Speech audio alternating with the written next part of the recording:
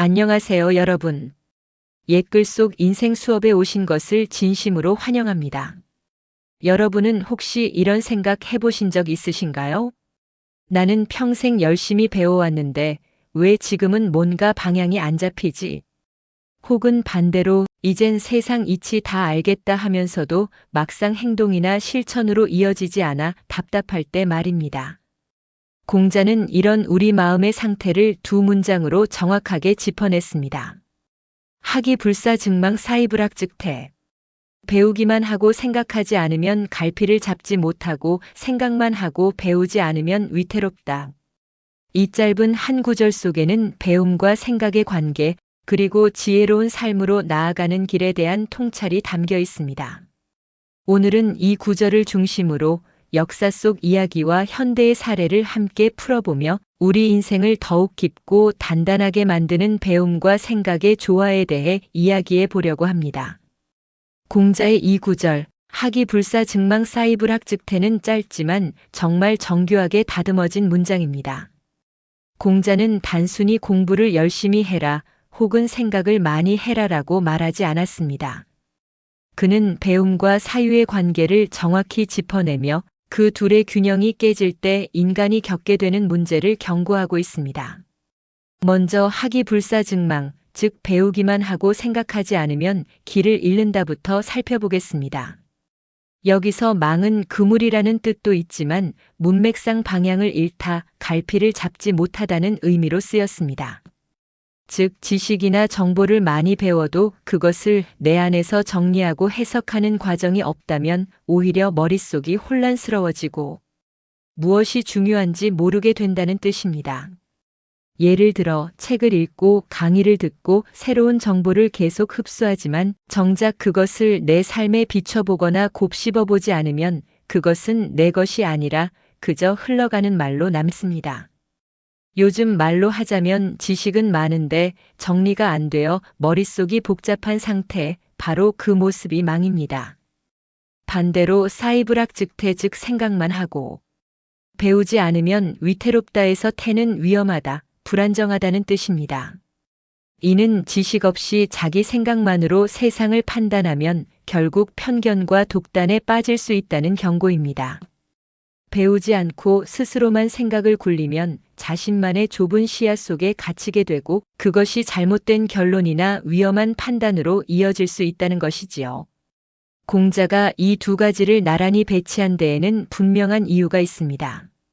배움만 있고 사유가 없는 삶은 표류하는 배와 같고 사유만 있고 배움이 없는 삶은 기초 없는 건물과 같다는 뜻입니다. 표류하는 배는 어디로 가는지도 모르고 바다 위를 떠돌 뿐이고 기초 없는 건물은 언젠가 무너질 수밖에 없습니다. 공자의 시대에도 이런 문제가 있었다는 것이 흥미롭습니다. 당시 제자들 중에는 책을 외우고 스승의 말을 반복하는 데 능한 사람도 있었지만 그것을 스스로의 생각으로 소화하지 못해 성장하지 못한 이들이 있었습니다. 반대로 학문적 기초가 부족한 채 자기 주장만 펼치는 제자들도 있었죠. 공자는 그런 제자들을 보며 배움과 사유는 두 바퀴처럼 함께 굴러야 한다는 것을 강조한 것입니다. 이 구절은 단순히 공부하는 사람에게만 해당되는 말이 아닙니다. 우리의 삶 전체에도 그대로 적용됩니다. 예를 들어 직장 생활을 하면서도 어떤 사람은 새로운 지식과 정보를 계속 배우지만 깊은 성찰 없이 그대로 실행에 옮기다 보니 정작 중요한 본질을 놓치는 경우가 있습니다. 또 어떤 사람은 나는 경험이 많다며 새로운 배움을 거부하고 자신의 생각만 고집하다 시대의 흐름과 어긋나기도 하지요. 공자는 바로 이런 상태를 미리 경고한 것입니다. 배움은 외부에서 들어오는 것입니다. 책, 강의, 대화, 경험 등 다양한 경로를 통해 우리는 지식을 받아들입니다. 하지만 그것이 내 삶의 지혜가 되기 위해서는 반드시 사유라는 역과 과정을 거쳐야 합니다.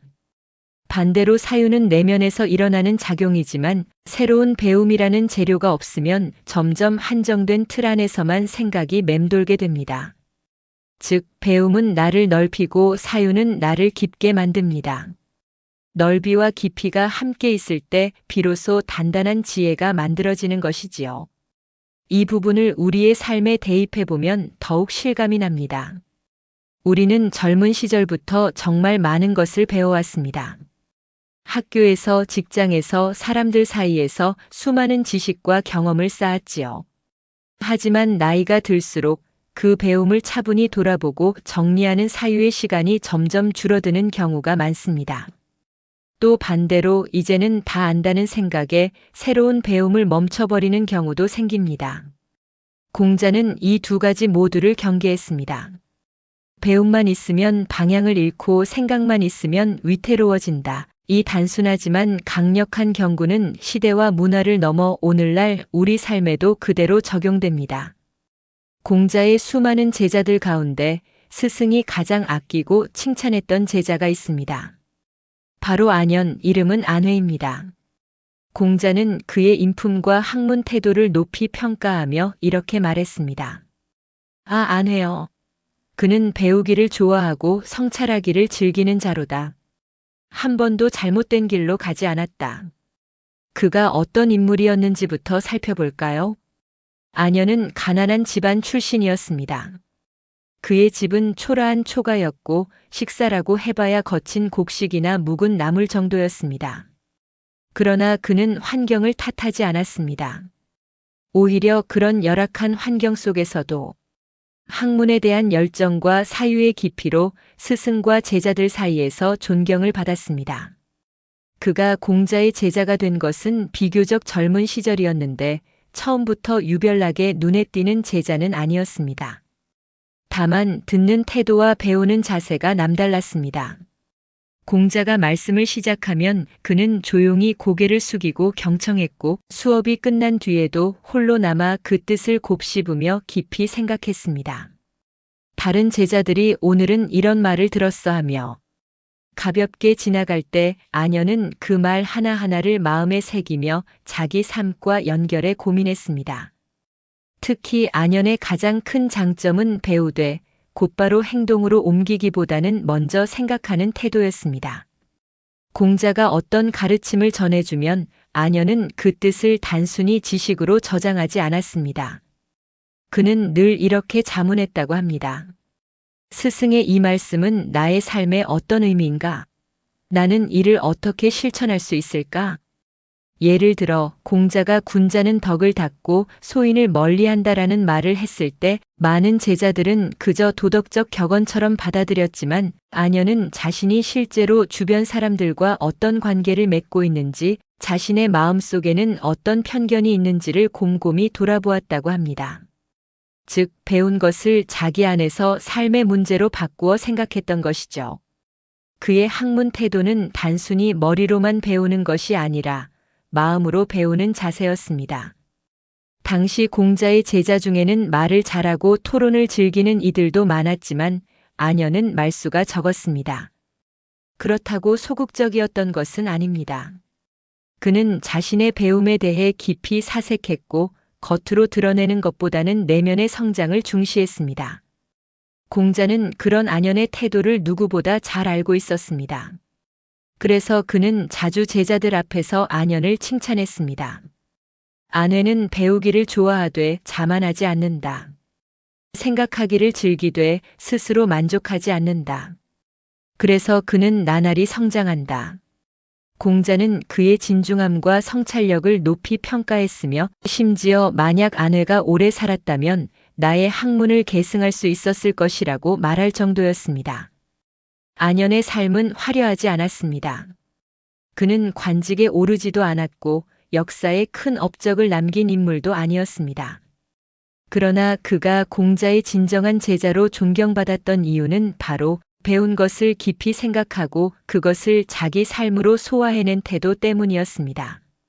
이는 공자가 말한 학이불사증망 즉 배우기만 하고 생각하지 않으면 길을 잃는다의 정반대 예시, 즉 배움과 사유의 조화를 완벽히 실천한 인물이라 할 수 있습니다.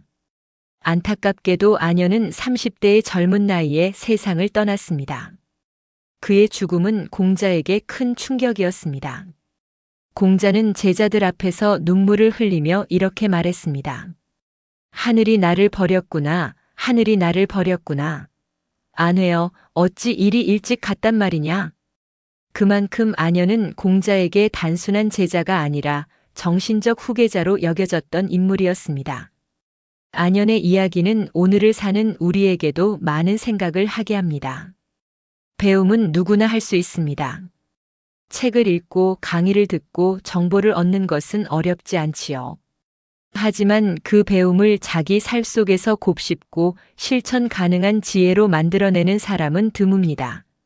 아녀는 바로 그런 사람이었고, 그래서 공자는 그를 가장 이상적인 제자로 칭송했던 것입니다. 공자의 제자 중에는 아년처럼 조용히 배우고 깊이 생각하는 인물도 있었지만 정반대의 성향을 지닌 제자도 있었습니다. 그가 바로 자로입니다. 자로의 본명은 중유로 성격이 매우 급하고 행동력이 뛰어난 인물이었습니다. 자로는 용맹스럽고 결단이 빠르다. 하지만 때로는 그 용맹이 앞서 생각을 덮어버린다. 실제로 자로는 공자의 가르침을 누구보다 빨리 이해하려 했고 곧바로 실천에 옮기는 사람이었습니다. 공자가 한마디만 해도 예, 알겠습니다. 하고 바로 행동으로 옮겼지요. 처음엔 이런 태도가 긍정적으로 보일 수도 있습니다. 하지만 문제는 그의 행동이 충분한 사유와 성찰을 거치지 않았다는 점이었습니다. 결국 그는 권력 투쟁의 소용돌이 속에서 제대로 판단하지 못한 채 무모하게 나섰다가 비극적인 최후를 맞게 됩니다. 공자는 자로의 소식을 듣고 슬퍼하면서도 그의 성격과 삶의 방식이 불러온 결과를 안타까워했습니다.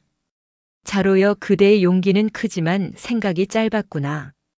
공자의 하기불사증망 사이불학즉태, 즉 배우기만 하고 생각하지 않으면 갈피를 잡지 못하고 생각만 하고 배우지 않으면 위태롭다라는 말은 2500년 전의 이야기입니다. 하지만 놀랍게도 서양 철학의 거장들도 거의 같은 시기에 똑같은 문제를 고민했습니다. 인간이 지식을 어떻게 받아들이고 어떻게 사고하며 어떻게 지혜로 나아가야 하는가? 이것은 동서양을 막론하고 인류가 오래전부터 품어온 근본적인 질문이었습니다. 먼저 아리스토텔레스의 사상을 살펴보겠습니다. 그는 스승인 플라톤을 넘어 인간의 이성과 지식, 그리고 삶의 실천을 통합하려 했던 철학자입니다. 그의 대표 저서인 니코마코스 윤리학에는 이런 말이 나옵니다. 배움은 사유를 통해 완성된다. 아리스토텔레스는 지식이 단순히 아는 것에 그쳐서는 안 된다고 보았습니다. 아무리 많은 책을 읽고 학문을 배워도 그것을 스스로 곱씹어보고 삶에 적용하지 않으면 그건 진짜 지식이 아니라 외부의 정보일 뿐이라는 겁니다. 그는 지식을 잠재력으로 보았습니다. 즉, 배움은 씨앗을 심는 것과 같고 사유는 그 씨앗에 물을 주고 햇볕을 쬐게 해 싹을 틔우는 과정입니다. 씨앗만 심고 돌보지 않으면 자라지 못하듯 배우기만 하고 생각하지 않으면 지혜는 결실을 맺지 못한다는 것이지요. 아리스토텔레스에게 사유란 단순한 머릿속 생각놀이가 아니라 배운 것을 현실 속 삶과 연결하는 지적 활동이었습니다. 그는 철저히 행동과 실천의 철학자였기 때문에 지식은 곧 삶과 연결되어야 한다고 강조했습니다. 이 점은 공자의 가르침과 놀랍도록 닮아 있습니다. 다음으로 소크라테스를 살펴봅시다. 소크라테스는 서양 철학의 아버지라 불리는 인물로 그의 대표적인 명언은 다음과 같습니다. 성찰하지 않는 삶은 살 가치가 없다. 이 짧은 문장에 그의 철학이 집약되어 있습니다. 그는 사람들에게 너 자신을 알라라고 외쳤습니다. 그에게 배움이란 단순히 지식을 축적하는 행위가 아니라 자신의 삶을 끊임없이 돌아보고 스스로에게 질문을 던지는 과정이었습니다. 그의 대화법은 매우 독특했습니다. 정답을 알려주는 대신 끊임없이 질문을 던져 상대방이 스스로 생각하도록 이끌었습니다. 예를 들어 정의란 무엇인가? 라는 질문에 단순히 정의의 개념을 강의하는 대신 너는 정의를 어떻게 생각하느냐? 그 생각에는 어떤 전제가 숨어 있는가? 하고 질문을 이어갔습니다. 그렇게 함으로써 상대방이 자신이 배운 지식을 곱씹고 스스로 사고하고 결국 자기 생각의 허점을 깨닫게 만들었습니다. 이러한 소크라테스의 태도는 공자의 사이브락 즉태 즉 생각만 하고 배우지 않으면 위태롭다와도 통합니다. 소크라테스는 지식을 배우되 그것을 성찰하지 않으면 공허하다고 보았고 공자는 생각만으로는 위험하다고 보았지요. 둘 다 배움과 사유가 결합되어야만 진정한 깨달음에 이른다는 점을 강조했습니다. 이제 이 이야기를 우리의 삶에 대입해 봅시다.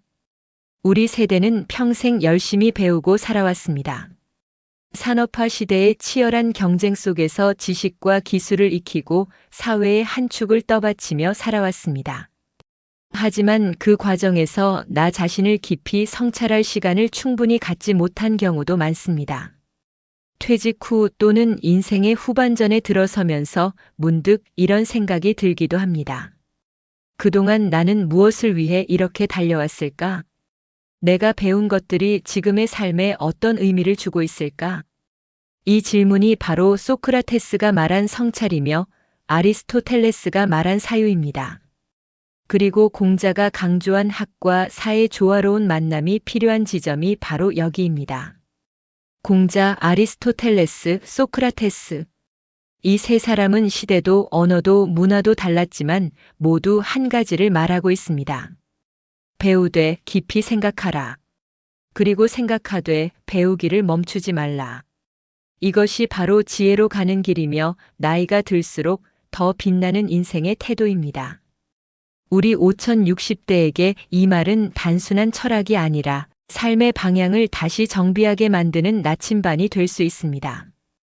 우리 세대는 사실 배움에 굉장히 충실했던 세대입니다. 학교 교육, 직장 생활, 사회 경험을 통해 정말 많은 것을 익히고 쌓아왔지요. 그런데 어느 순간부터 배우는 것은 많은데 생각하는 시간은 줄어든 경우가 많습니다. 예를 들어 각종 정보와 지식을 유튜브, 책, 강의로 끊임없이 흡수하지만 그것을 내 삶에 비춰보고 정리하는 사유의 시간이 부족한 경우입니다. 그러다 보면 배움이 지혜로 이어지지 못하고 단순한 정보의 수집으로만 남게 됩니다. 그 결과 방향을 잃고 갈피를 못 잡는 느낌이 들곤 하지요. 공자가 말한 학이불사증망, 즉 배우기만 하고 생각하지 않으면 갈피를 잡지 못한다이 바로 이런 상황입니다. 반대로 이제 배울 건 다 배웠다 하며 새로운 배움을 멈추고 자신의 생각과 경험만으로 세상을 해석하는 경우도 있습니다. 이 경우 사고는 점점 고립되고 경직됩니다. 내가 살아보니까 세상은 다 그런 거야. 그건 말이 안 돼. 요즘 애들이 뭘 알아. 이렇게 새로운 배움 없이 자신의 생각에만 갇히게 되면 오히려 편견이 강화되고 시야가 좁아지는 위험이 생깁니다. 공자가 경계한 사이블학태 즉 생각만 하고 배우지 않으면 위태롭다가 바로 이 즉. 비슷한 나이, 비슷한 환경이었지만 전혀 다른 인생을 걸은 두 사람이 있었습니다. 한 사람은 끊임없이 새로운 것을 배우되 그것을 깊이 생각하며 삶에 적용했습니다. 반면 다른 한 사람은 이제 다 안다며 자기 생각에만 머물렀지요. 세월이 흐르자 두 사람의 차이는 점점 벌어졌습니다. 한 사람은 점점 더 지혜롭고 너그러운 사람이 되었고 주변의 신뢰와 존경을 받았습니다. 반면 다른 한 사람은 점점 고집스럽고 세상과 단절된 모습으로 변해갔습니다. 이 차이는 단순한 지식량의 차이가 아니라 배움과 사유의 균형이 만들어낸 결과였습니다. 공자는 단순히 배움을 강조한 스승이 아니었습니다. 그는 제자들에게 어떻게 배워야 진짜 지혜에 도달할 수 있는가를 끊임없이 질문하고 깨닫게 하려 했던 깊은 사상가였습니다. 그의 교육법은 단순한 지식 전달이 아니라 제자 스스로 생각하고 깨닫게 만드는 데 초점이 있었습니다. 그리고 바로 이 지점에서 학이불사증망 사이불학 즉태 즉 배우기만 하고 생각하지 않으면 갈피를 잡지 못하고 생각만 하고 배우지 않으면 위태롭다라는 가르침의 진짜 의미가 드러납니다. 공자는 당대의 다른 학자들과 달랐습니다. 그 시대에는 배운다는 것이 주로 경전을 암송하거나 스승의 말을 그대로 외우는 것이 전부였습니다. 즉, 일방향적인 지식의 전달이 배움의 전부였던 시대였습니다. 하지만 공자는 거기서 한 발 더 나아갔습니다. 그는 제자들에게 단순히 경전을 외우게 하는 대신 항상 질문을 던졌습니다. 내가 지금 배운 이 말의 뜻을 진심으로 이해했느냐? 이 가르침을 내 삶에 적용한다면 어떤 모습이 되겠느냐? 공자는 제자들의 머리뿐만 아니라 그들의 마음을 흔들어 깨우려 했던 스승이었습니다. 공자가 이렇게 사유를 강조한 이유는 분명합니다. 그는 인간의 배움이 단순히 외부의 지식을 쌓는 데서 그치면 언젠가 반드시 한계에 부딪힌다고 보았습니다. 지식은 물처럼 흘러들어오지만 그것을 가려내고 의미를 부여하는 것은 오직 생각과 성찰이기 때문입니다. 배움만으로는 인생의 복잡한 문제들을 헤쳐나갈 수 없습니다. 하지만 사유가 결합되면 배움은 단순한 지식이 아니라 삶의 나침반, 곧 지혜가 됩니다. 또한 공자는 반대로 사유만 하는 것의 위험성도 잘 알고 있었습니다. 그는 생각만 하고 배움이 없는 상태를 즉 위태롭다고 표현했습니다. 배움 없이 스스로만 생각에 빠지면 좁은 틀에 갇혀 독단에 빠지기 쉽고 결국 위험한 길로 빠질 수 있다는 것입니다. 이는 제자들 중 일부의 모습에서도 드러납니다. 공자는 단지 생각이 깊은 사람보다는 배움과 사유가 균형을 이루는 사람을 진정한 제자로 여겼습니다. 공자는 제자들에게 이런 말을 자주 했다고 전해집니다. 배움이란 머리로만 하는 것이 아니라 가슴으로 하는 것이다. 즉, 진정한 배움은 단순히 아는 것을 넘어서 그것을 내 것으로 소화하고 실천하는 과정이라는 뜻입니다. 그는 제자들이 배운 것을 곱씹고 스스로 질문하며 결국 자기 삶의 문제로 바꾸기를 원했습니다. 이런 과정을 통해서만 배움은 지식 이해, 지혜로 승화될 수 있다고 본 것입니다. 이런 공자의 가르침은 당시로서는 매우 혁신적이었습니다. 그는 제자들에게 지식을 주입하는 스승이 아니라 지혜의 길로 인도하는 안내자였습니다. 그래서 그의 제자들은 단순히 똑똑한 사람들이 아니라 세상을 바라보는 눈과 마음을 가진 인물로 성장할 수 있었습니다. 공자가 평생을 통해 이루고자 한 것은 바로 배움과 사유가 함께하는 인격의 완성이었습니다. 이 메시지는 2500년이 지난 지금 우리에게도 똑같이 적용됩니다. 이 시대를 살아가는 우리는 인생의 많은 지식을 쌓아왔습니다. 하지만 그것을 스스로 되돌아보고 삶 속에서 되새기는 사유의 과정이 없다면 그 배움은 방향을 잃고 맙니다. 반대로 생각만 하고 새로운 배움을 멈춘다면 시대의 변화에 뒤처지고 사고가 경직될 수 있지요. 공자는 바로 이 점을 꿰뚫고 있었습니다. 배움과 생각이 만나는 곳, 거기에 진정한 지혜가 있다. 이것이 공자가 제자들에게 남기고 싶었던 메시지이며 우리가 이 구절에서 얻어야 할 교훈입니다. 결국 공자가 말한 진정한 배움의 길이란 지식의 양을 늘리는 것이 아닙니다. 그것은 배움을 사유와 성찰로 이어서 삶을 깊고 단단하게 만드는 과정입니다. 이 길 위에 설 때 나이는 숫자에 불과해지고 삶은 날마다 새롭게 확장됩니다. 여러분, 이 시대를 살아가는 우리는 인생의 후반전을 어떻게 살아갈지 결정짓는 아주 중요한 시기입니다. 이 시기에 필요한 건 더 많은 정보도 또 무조건적인 확신도 아닙니다. 배움과 사유의 균형, 그리고 그것을 삶에 녹여내는 지혜입니다. 공자의 한 구절을 다시 마음에 새겨봅니다. 학이불사증망 사이불학즉태. 배우기만 하고 생각하지 않으면 길을 잃고 생각만 하고 배우지 않으면 위태롭다. 우리의 배움에 사유가 더해질 때 비로소 인생은 더욱 단단하고 깊은 길로 나아가게 됩니다. 오늘도 끝까지 함께 해주셔서 감사합니다. 이 영상이 도움이 되셨다면 좋아요와 구독, 그리고 댓글로 여러분의 생각을 나눠주세요. 다음 시간에는 또 다른 고전의 지혜로 여러분을 찾아뵙겠습니다. 감사합니다.